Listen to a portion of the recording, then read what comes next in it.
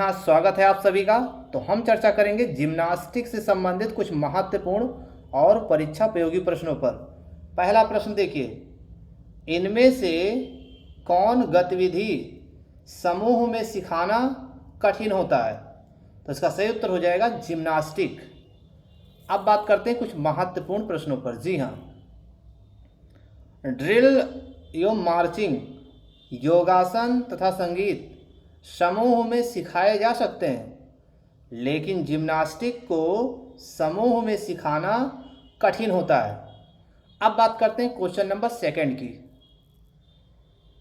Frederick Ludwig John ने Germany में किस प्रकार जिम्नास्टिक्स की शुरुआत की थी? तो ये रहे चार ऑप्शन। चार ऑप्शन में सही उत्तर क्या होगा? इसका सही उत्तर हो जाएगा देशभक्ति जिम्नास्टिक्स। इससे संबंधित कुछ और भी महत्वपूर्ण तथ्य देखिए। फ्रेडरिक लुडविग जॉन का जन्म 11 अगस्त 1778 को जर्मनी में हुआ था। इन्हें जर्मनी के जिम्नास्टिक्स का पिता भी कहा जाता है।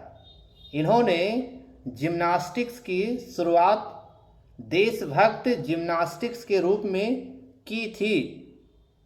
लुडविग का यह विश्वास था कि शारीरिक शिक्षा राष्ट्रीय शक्ति और स्वास्थ्य के लिए अति आवश्यक है।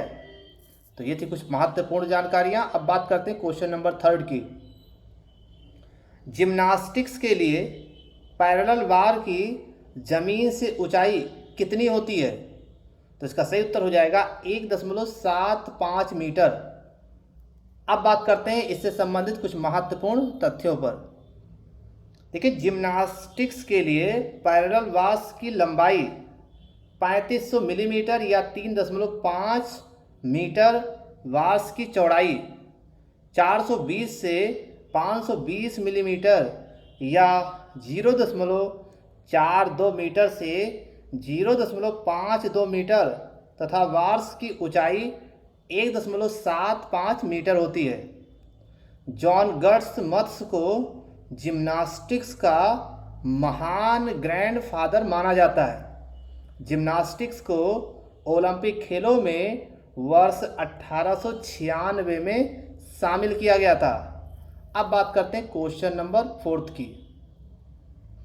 जिम्नास्टिक्स खेल में फर्श पर करतब दिखाने वाली जगह का माप होता है। क्या माप होगा? इसका सही उत्तर हो जाएगा 12 × 12 मीटर। अब बात करते हैं इससे संबंधित कुछ महत्वपूर्ण तथ्यों पर। जी हाँ,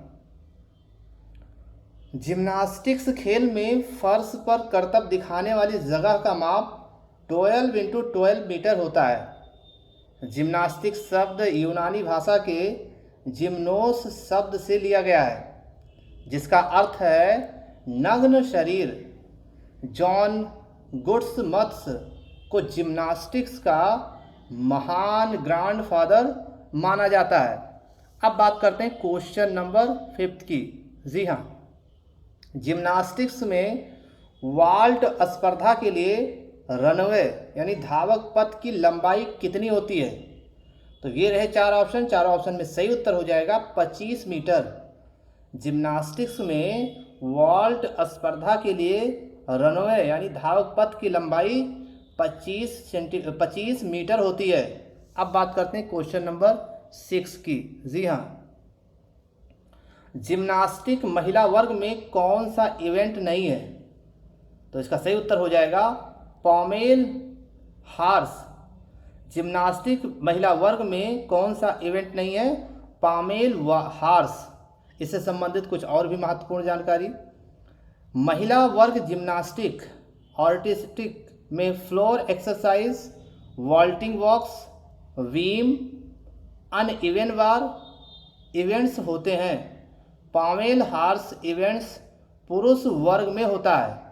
यह इवेंट महिला वर्ग में नहीं होता है। तो ये थी कुछ महत्वपूर्ण जानकारियाँ। अब बात करते हैं क्वेश्चन नंबर 7 की। निम्नलिखित में से कौन सा कारक इंडोर जिम्नेशियम बनाते समय सबसे महत्वपूर्ण है?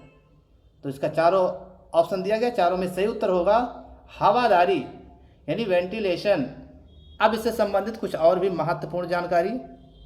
इंडोर जिम्नेशियम बनाते समय चारों बिंदुओं पर ध्यान देना आवश्यक है, प्रकाश, दरवाज़ा, दिशा और हवादारी। परंतु इनमें सबसे महत्वपूर्ण कारक है हवादारी यानी वेंटिलेशन, क्योंकि बहुत से ऐसे व्यायाम होते हैं जिनमें ऑक्सीजन की मात्रा अधिक होती है। अब बात करते हैं क्वेश्चन नंबर 8 की। जी हाँ, पॉमेल हॉर्स किस खेल से संबंधित है? तो पॉमेल हॉर्स जो है उस जिम्नास्टिक खेल से संबंधित है।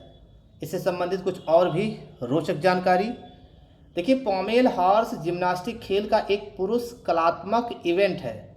Front support position, double leg circles, single leg half circle and front scissors इससे संबंधित प्रमुख कौशल है। तो ये थी कुछ महत्वपूर्ण जानकारियाँ। इसके बाद क्वेश्चन नंबर 9 की बात करें। जी हाँ, क्वेश्चन नंबर 9 क्या है? ट्रम्पोलिन किस खेल से संबंधित है? तो इसका भी सही उत्तर होगा जिम्नास्टिक, ये सही उत्तर होगा। इससे संबंधित कुछ महत्वपूर्ण जानकारी। जी हाँ, ट्रम्पोलिन जिम्नास्टिक खेल से संबंधित है और यह एक प्रकार का उपकरण है जिसमें लोग मनोरंजन तथा प्रतिस्पर्धात्मक क्रियाकलापों के लिए कूदते हैं। तो ये थी कुछ महत्वपूर्ण जानकारियाँ। हमारे वीडियोस को देखने के लिए आपको बहुत बहुत धन्यवाद।